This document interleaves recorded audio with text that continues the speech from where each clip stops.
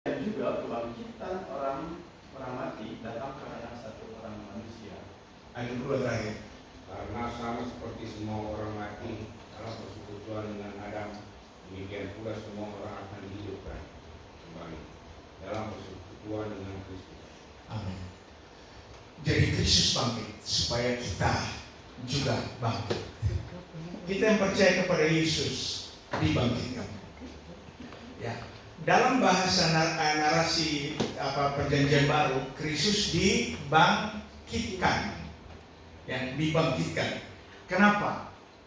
Tadi kan ada ayat bahwa aku berhak berkuasa memberikan nyawaku dan berkuasa mengambilnya kembali kan.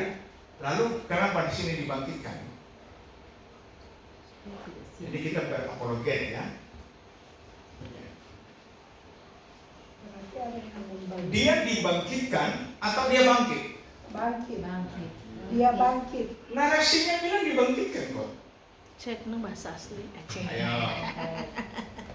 Cek and recheck.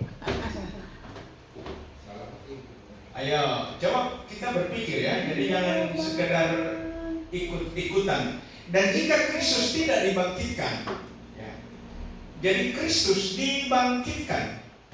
Ya. Kemarin ada seorang Islam radikal masuk dan pegang ayat ini, disuruh baca ini. Pendeta, benar yang mana sih? Alkitab kalian membingungkan. Yesus bangkit atau dibangkitkan? Kita bilang dua-dua benar. Ini hanya sebuah paradoksal, bukan kontradiktif. Ini ayat ini, coba lihat.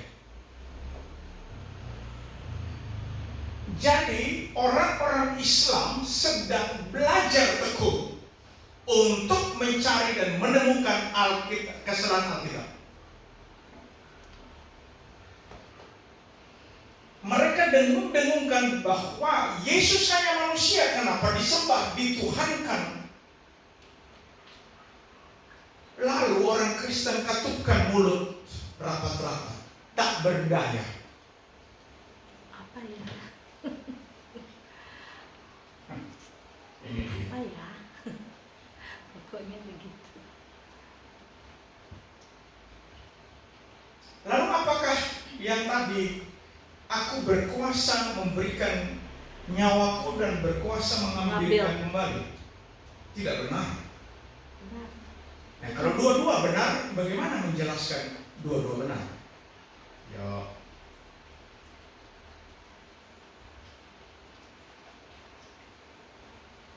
Jadi kalau bukan kontradiktif, tapi paradoksal, berarti tidak terjadi kesalahan di situ. Bagaimana kita menjelaskannya? Karena dia berkuasa. Karena dia berkuasa. Dia Dia nyata. apa saja. Dia mau bangkit. Dia berbangkit kan Membangkitkan diri sendiri. Ayo, bangkit Bapak, atau kan Dia mau dibangkitkan atau bangkit sendiri. Dia pula sama. bukan orang lain kan yang bisa bangkit kan. Dia dibangkitkan. Dibangkitkan juga oleh siapa? Dia sendiri. Kan oleh dia sendiri. Dia karena dia berkuasa, no? itu kan lebih kacau lagi. Kalau oleh siapa? Oleh dia Nah sendiri. itulah. Nah kalau dia sama dengan manusia biasa itu yang kacau. Ya ketemu. Alkitab, kalau orang membaca, orang awam membaca, sedangkan Kristen pendeta saya membaca, coba jelaskan. Dia dibangkitkan. Siapa dan Iya, dibangkitkan. Berarti ada yang di luar dia membangkitkan. Kan begitu toh. berarti ada jamak. Yang dia maksud dia dibangkitkan itu dia itu jamak atau satu dong? So, kembali lagi di situ kan jadinya. Itu bukan persoalan jamak. Ada yang di luar dia, kan dia dibangkitkan. Ada yang kasih bangkit. Iya, ada yang kasih bangkit. Begitu. Gimana Ki? Berkuasa kasih nafas, kasih bangkit. Dia dibangkitkan. diri sendiri nggak bisa. Apa itu mas? Dia bangkit sendiri. Iya. Tidak ada mau nggak bisa tanpa dia berarti dia kamu Coba perhatikan ya, waktu dia berdialog dengan Marta waktu Lazarus mati toh, dia bilang apa? Dia klaim, akulah kebangkitan dan hidup. Lalu ternyata dia dibangkitkan. Ayo. Oke ya. Kira-kira Pak Erik bisa jelaskannya bagaimana? Dibangkitkan dan bangkit sendiri. suka dia dong. Kalau dibangkitkan berarti Yesus perlu ditolong. Iya, makanya bisa jadi bahasa asli. Apakah itu kata kerja, dia bangkit atau dibangkitkan? Periksa jumpa Pastor. Ya, memang bahasa aslinya Dibangkitkan. bentuknya dibangkitkan pasif. Oh, pasif. Ya, pasif. Tetapi kita harus lihat keseluruhannya. Kenapa kita bilang paradoksal? Ya. Banyak orang Kristen tidak ngerti apa itu keno. Oh, Itu kata kuncinya. Tadi waktu orang baca, mengosongkan diri. tadi kan orang baca itu Ibrani 2 ayat 14. Dia karena anak-anak itu terdiri dari darah dan daging, maka dia berlaku seolah-olah paraplegios meteske, supaya dengan kematiannya, karena memang dia sengaja mati. Kalau dia nggak sengaja mati, itu orang yang mati betul-betul. Itu kata kuncinya di kenosis. Coba kembali perhatikan baik-baik. Efesus berapa ya? Atau Efesus atau Filipi? 2 ya.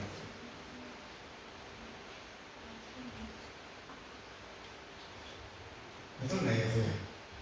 Yang setara dengan tapi tidak menganggap kesetaraan itu. Sebenarnya harus dipertahankan. Di mana? Tapi telah mengosongkan diri. Coba cari dulu. Cari. Tidak menganggap kesetaraan dengan Yahweh. Ya, Filipi 2 ayat 5 mulai.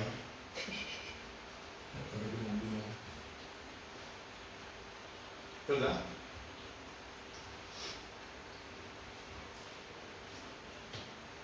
Filipi 2 ayat 7. Ya, Filipi 2 ayat 7 ya. Oke, Filipi 2 ayat 7. Mulai dari ayat 6.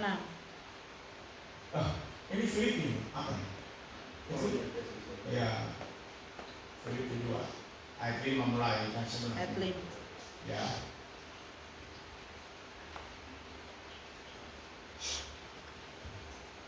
Bagian terakhir. Ya. Ayat 5 bagian C. Ya. Ya. Yang terdapat juga dalam Kristus Yesus. Nah, lanjut. Yang walaupun dalam rupa Theos ini morfe ini bentuknya memang. Oh, jadi Ya, Tuhan punya bentuk. Orang diciptakan kan menurut gambar dan rupa dia, morfe. Oke, terus tidak menganggap kesetaraan dengan Theos itu sebagai milik yang harus dipertahankan. Lalu terus melainkan telah mengosongkan dirinya sendiri dan mengambil rupa seorang hamba dan menjadi sama dengan manusia. Oh iya, sama. Ini dia pakai mengosongkan diri, keno, Kenosis. Ekenose. ekenose. Mengosongkan. Ini kata kuncinya di sini, mengosongkan diri. Karena waktu dia transendental, orang Israel tidak boleh dekati. Dekati apa? Mati. Mampos. Dekati itu sinar kemuliaan, mati. Supaya jangan mati, dia harus Mengosongkan kosongkan diri. diri. Supaya terendam. Amin. Haleluya. Nah, supaya dia tetap kudus, maha kudus, maka cara dia mengosongkan diri tidak masuk dalam rahim Maria, tetapi rahimnya dibawanya sendiri. Ya. Dia pinjam perut Maria. Gaster. Itu tuh gaster. Dia punya cara kok. Lalu kita pusing, puyeng, pelan gimana caranya? Aneh. Dia mengambil bentuk apa yang dia ciptakan. Kan kita diciptakan oleh gambar dan rupa dia. Lalu kalau dia ambil bentuk seperti yang diciptakannya, salah. Aneh. Oke ya. Ya, mengambil rupa seorang hamba dan menjadi sama dengan antropos, keseluruhannya, pikiran atau roh, jiwa, tubuh. Itu tuh bentuk antropos. Ya. Jadi dua-dua benar. Dia bangkit sendiri dan dibangkitkan. Perspektifnya lihat dari kenosis. Dia dibangkitkan karena dia berkenosis. Dia tidak akan membuat syak bagi bangsa Israel, karena Israel tahu yang Yahweh, yang Maha Kuasa yang bisa membangkitkan itu Yahweh. Karena dia kenosis, narasinya dia dibangkitkan. Oke, bisa nggak? Dia kenosis, narasinya dia dibangkitkan. Dia bangkit sendiri karena dialah Yahweh. Nah, ada yang bisa bangkitkan dia. Sebab kalau kita ngotot bahwa dia dibangkitkan, berarti dia tidak pantas disembah. Bisa nggak? Kalau Yesus dibangkitkan, Yesus bukan Yahweh. Yesus bukan pencipta. Bisa ya? Terang penalar ya? Jalannya. Ya. Sia-sialah kita percaya Yesus. Yesus hanyalah seorang manusia yang diangkat dari Tuhan pada konsili Nikea 325. 325.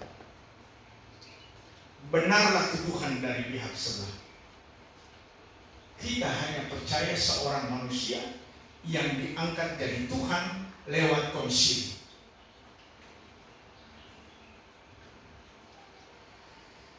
Oke, Tuhan memberkati.